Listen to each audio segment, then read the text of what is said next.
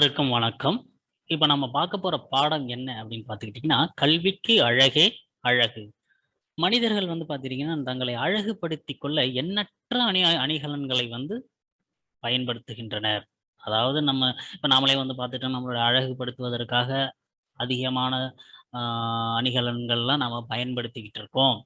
அதாவது தங்கம், வெள்ளி போன்ற விலை மதிப்புமிக்க உலோகங்களை எல்லாம் கொண்டு நம்மளுடைய அழகை மேம்படுத்துவதற்காகவும், அழகுபடுத்திக் கொள்வதற்காக நம்ம பயன்படுத்திட்டு இருக்கோம். ஆனால், ஒரு மனிதனுக்கு அழகையும், உயர்வையும் தரக்கூடிய உண்மையான அணிகலன் என்ன அப்படின்னு பார்த்துட்டீங்கன்னா, கல்வி மட்டும் தான். வேற எதுவுமே கிடையவே கிடையாது. அது எல்லாம் நிரந்தரமற்றது. கல்வி ஒன்று மட்டும் தான் நிரந்தரமானது. அப்படியாப்பட்ட ஒரு பாடலை தான் நம்ம இப்ப பார்க்க போகிறோம்.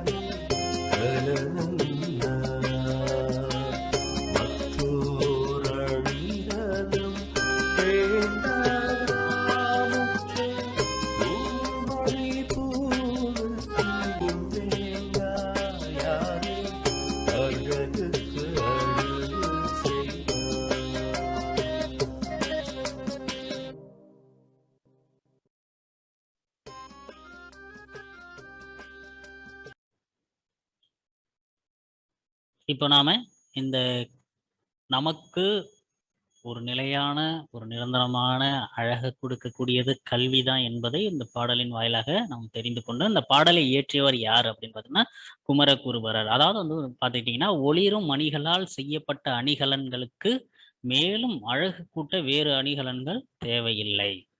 அதாவது ஒரு அணிகலன், நம்ம ஒளிரக்கூடிய அணிகலன் நம்ம பயன்படுத்துறோம்னு வச்சுக்கோங்களேன், அது மேலும் ஒளிர்வதற்கு இன்னொரு அணிகலன் தேவையே கிடையவே கிடையாது. அதுவே போதுமானதாக இருக்கிறது.